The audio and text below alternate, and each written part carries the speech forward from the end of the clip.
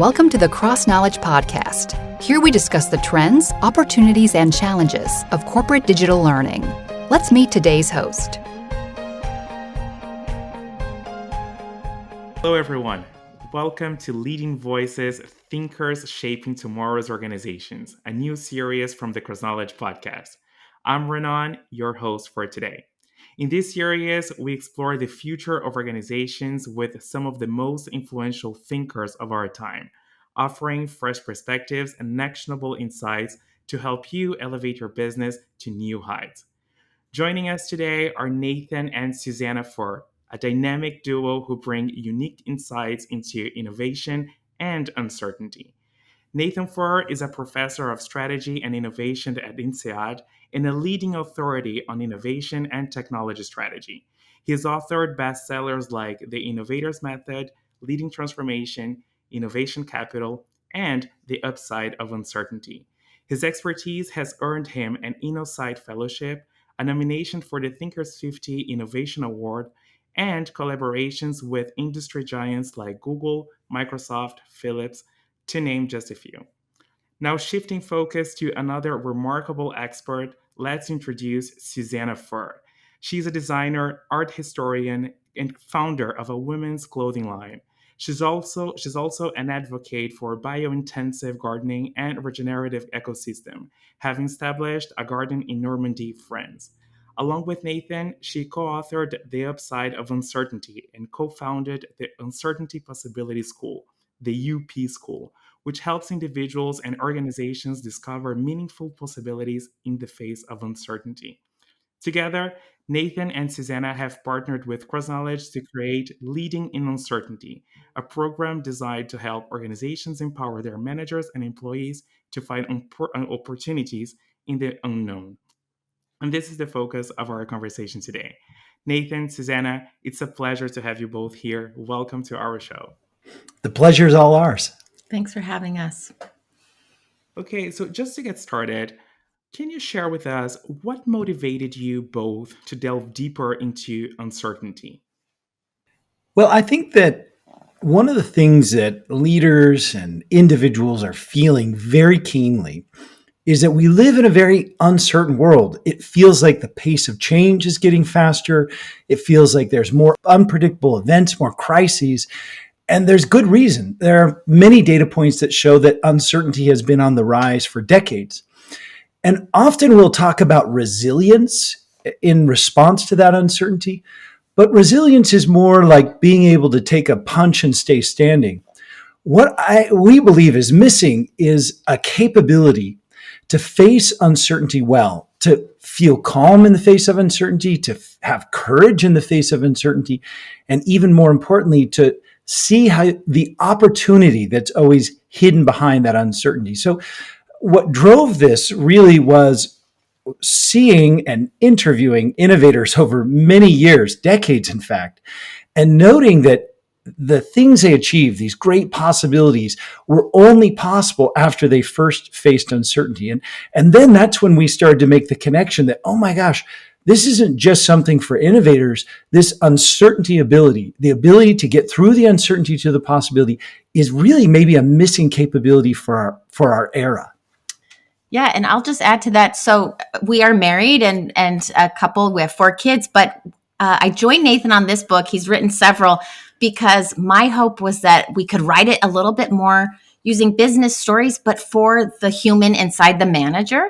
Because ultimately what we realize is that no matter how skilled, what degree, certification, even experiences you've had, which all help, uncertainty will land on us as anxiety, stress, panic, and we'll do some maladaptive things. And so I really said, Nathan, let's use these amazing interviews that you've done over these past years, but also let's lend them a more human element, a side where anyone could read this, and even the hardcore, whoever person leading tons of people, they'll read it and feel okay about, hey, I got to tend to myself as well. That's very interesting, but it's I really like the way that you framed this. That there is framed this as an ability, as opposed to just something out there in the world. And Susannah just touched on this very briefly when she answered the question. But did you have any specific audience in mind when you started your research about this? Well, so we started this many, many years ago. And initially, to be honest with you, the audience was leaders and innovators. Again, I was interviewing like super innovators, the huge names, the names that maybe, are just below that kind of, because I was interviewing them to understand how they came up with ideas, how they tested ideas, how they built an organization that could support ideas. But I noticed that underneath it, there was this thing they were never talking about, that before they reached that, great outcome, they had to face uncertainty. And I started to realize, oh my gosh, this is actually really huge. And if you think about it, if you think back to like the great leaders of the past, this uncertainty ability might really be at the core of great leadership. We live in France, and I was walking through a cathedral and I saw this statue of Joan of Arc. And it struck me, oh my gosh, if you think about it, there are more statues of Joan of Arc in France than any other person who lived, the historical figure who we can document. And yet that's so puzzling, because she was, let's be honest, she was an uneducated peasant woman living in the 1400s. So why more statues of her?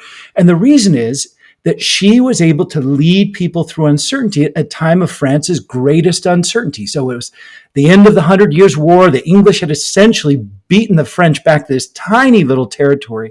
The last bastion of defense was Orleans. They'd been beaten in almost every battle before. They were pretty hopeless. And so when Joan of Arc comes, she doesn't bring a big army. She doesn't bring a new technology like the longbow.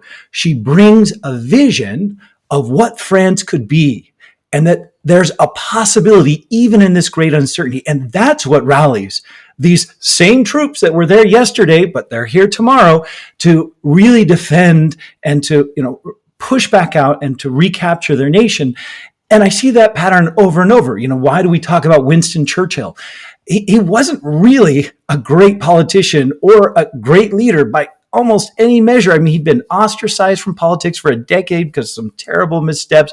He failed out of his, education. But what he did is, in a moment of great uncertainty, painted that there is a possibility. So that's really where it started. And then I think Susannah has a pretty unique perspective, because we were working on this, right? And all of a sudden, this massive crisis called COVID hits us. Yeah. But it would be fun to really say is the audience also was the audience of one, because Nathan was actually just super fascinated being at Stanford with all those entrepreneurs and that Silicon Valley hub where literally people are just doing these amazing things. I mean, this is the early 2000s.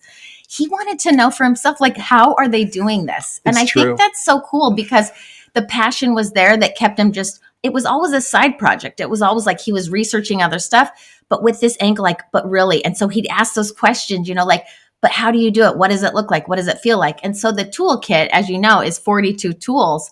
And so it's not that what I brought was, let's make it more human only. I really wanted it actionable. And I really wanted it to feel like, yes, the team leader, the middle manager, the total executive, the entrepreneur going out into anything unknown, I wanted them to feel like, and now you can do it. I think the most courageous thing and the most hopeful message is for everybody, but then it's and let's tell you how. Because that's what we felt like, is there are things out there talking about uncertainty, just reframe it as possibility, but it's hard to do that. And so it was really important to both of us. I think that's where we were aligned, is we've got to get this toolkit right. And you're absolutely right. It's true. It was driven by this personal obsession and also shared obsession. The point I wanted to make about COVID was that what we learned from that experience, I'll be honest, our focus had been mostly around what we call planned uncertainty. Those are, we're going to go through this transformation. We're going to try to innovate. We're going to try to change, all of which involves uncertainty. But that's uncertainty you chose. In a sense, you planned it. But what we learned of all of us from COVID is that even if you say, oh, I don't like uncertainty, it's going to happen to you. So that unplanned kind is equally important to be able to deal with and navigate. And so we talked about these tools to deal with both the planned and unplanned kind. And it's so important because I get to teach organizations, help them go through transformation. So the transformations around digital and AI and all these things. And it always involves uncertainty. And it's always the fear that gets in the way more than the technology.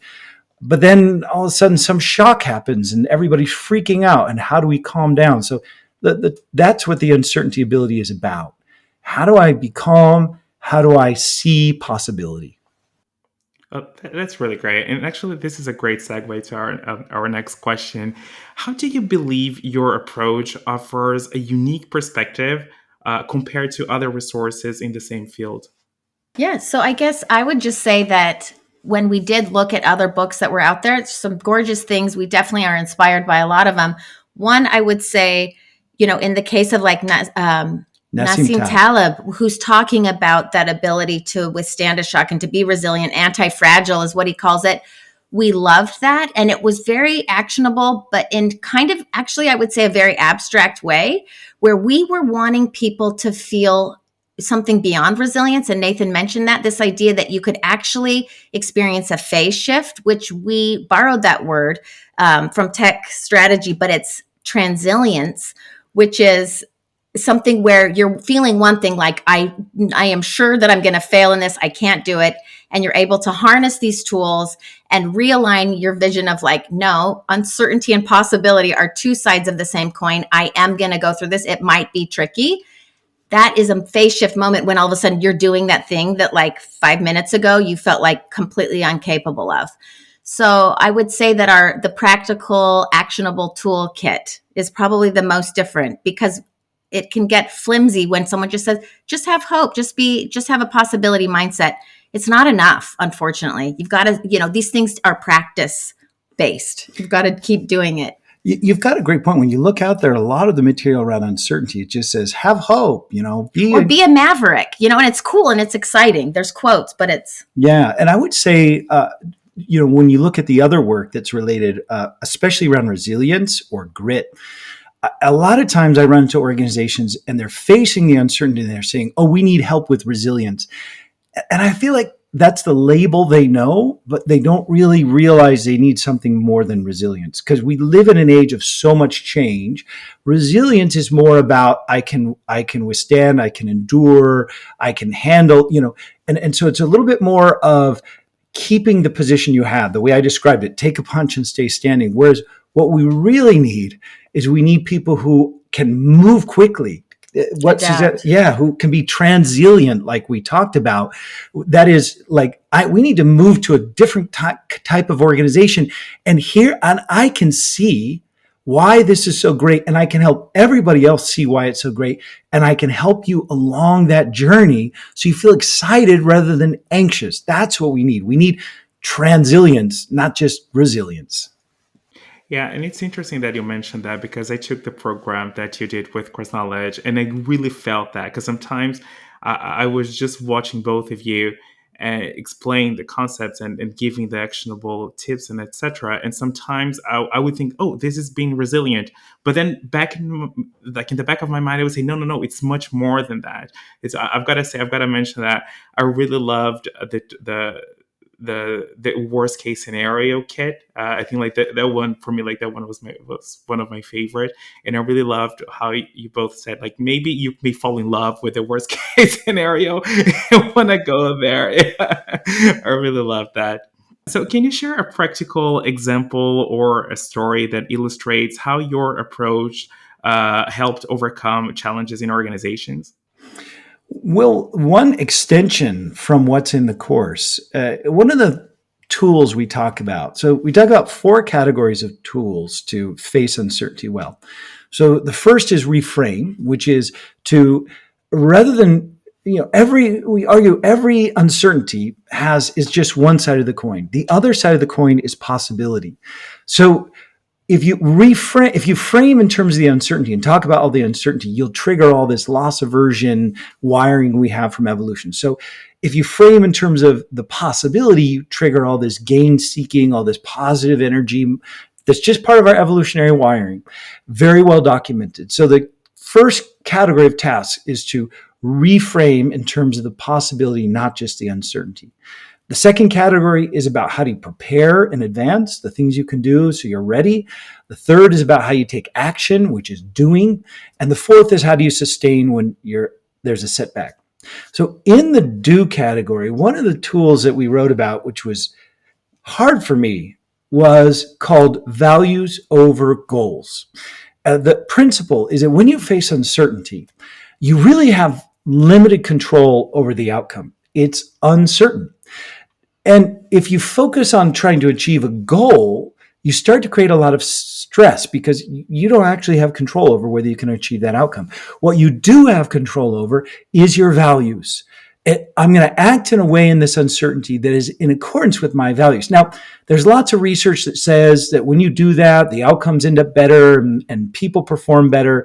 But you can hear from my accent, I was raised in the United States and I was raised on the milk of goal setting and achieving goals. Everything's about goals. And so it's like, really? Values over goals? I mean, this is what I'm hearing from these people who navigate uncertainty. But, so we wrote about it and I could see it in my own life, but I still wrestled with how does that fit? And then I kind of got the final nail in the coffin for me when I was leading this executive event. And I had the chairman of BP on stage. And I asked him about how he has navigated uncertainty in the many companies he led. And he gave the example of when Russia invaded the Ukraine. And he said it was incredibly difficult to make that decision when we looked at all the variables and all the pieces. But as soon as we identified our values and focused on our values, it was extremely clear and easy and confidence building for not just me, but the entire organization that the right thing for us to do was to exit the Ukraine. So as a strategic partner of the state, we could not continue to support that state given the actions they'd chosen, and it was a value. Exit Ukraine.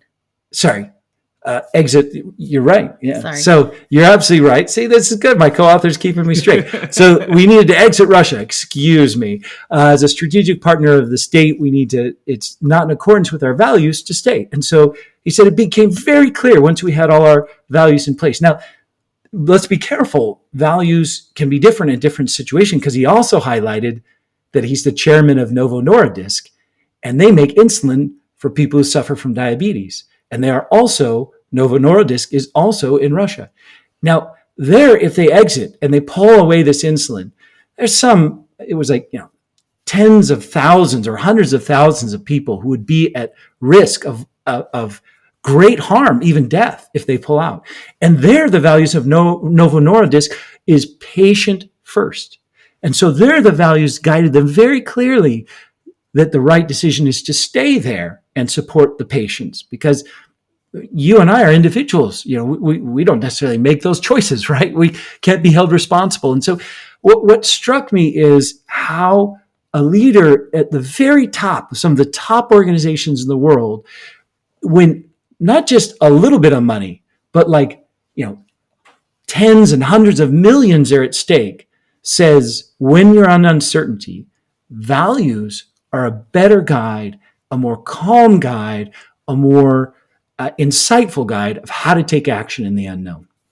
Yeah, it's really interesting because actually it makes me think about how these values can really help us can guide our decisions in difficult times, pretty much in the face of uncertainty. So if you really have those very sound, those values are very sound, especially in the context of organizations, they are well spread throughout the organizations, all the employees share pretty much the same values. So we have this common shared goal or shared purpose, I would say. So it really helps us guide, as the example you just mentioned.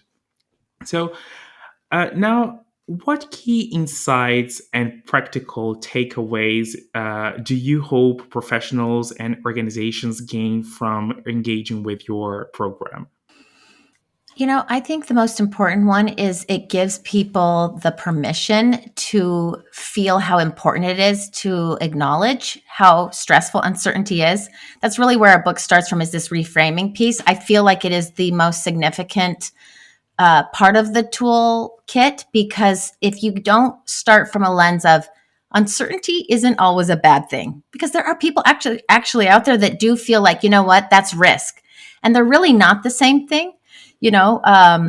Uncertainty isn't always bad. Risk is usually always spoken about in terms of like things that go wrong, but uncertainty often goes so right. And so I feel like one of the most critical things is when organizations help their people and their teams and their ecosystem feel less stressed around the fact that there will be some failures on the way towards breakthroughs.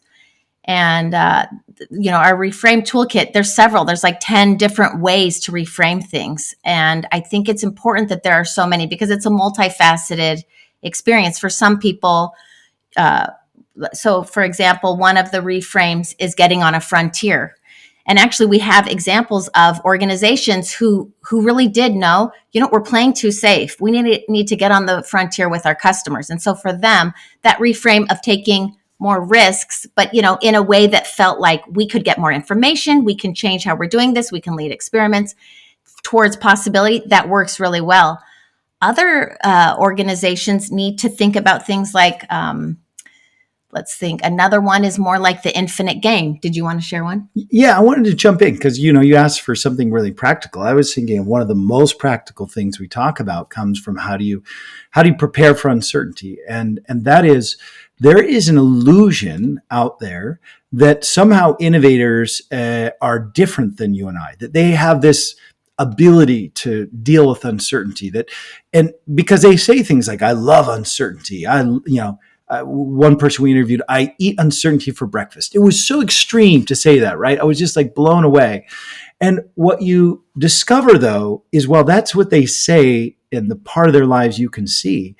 When you really dig down onto the backstage of their lives, they actually do something very different. So they actually have all these habits, routines, rituals, practices, people that create certainty for them. And some of them are so extreme, it's almost embarrassing, like staying in the same hotel, same room of the same hotel every time they travel, bringing the exact same outfit with them, bringing the exact same food with them. And what you realize is, oh my gosh, they're doing these things to give them comfort, and that they give themselves certainty. Let's be very clear. And that gives them the ability to endure the uncertainty that matters. So as soon as we translate that to an organizational environment, it becomes very clear how that applies for an individual leader and their teams. So what we see, for example, is leaders will introduce a meeting.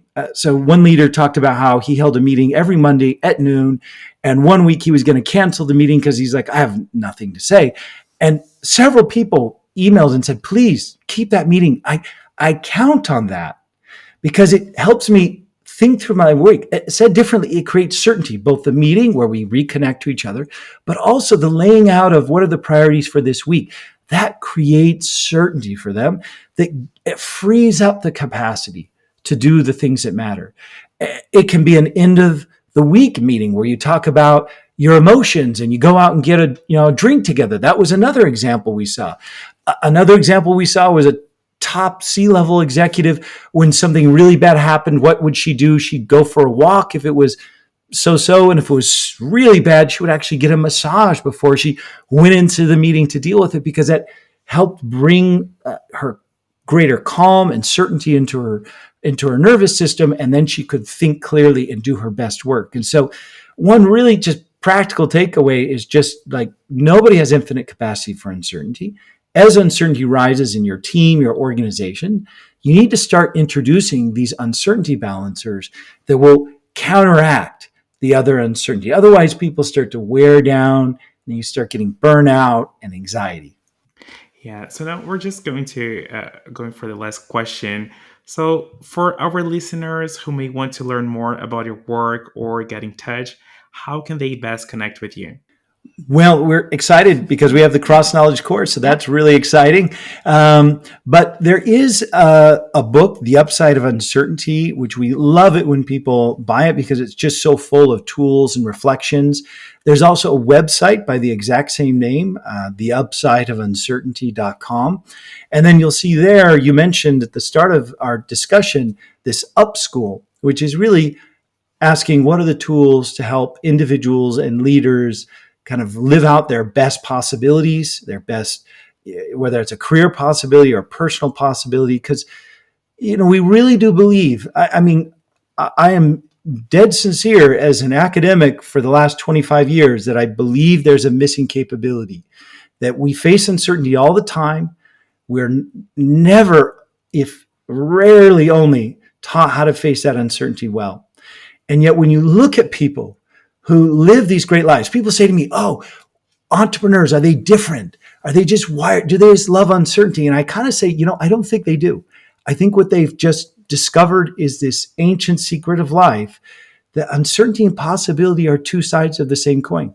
And they love the possibility side. So they say, okay, well, I'll learn how to face the uncertain side because I love the possibility of what it creates. And we really believe that people, if they could, either in the organization or on their own in their own career journey, if they could learn how to face that uncertainty rather than backing away from it, it would open up so much more opportunity for them and their organizations. Yeah.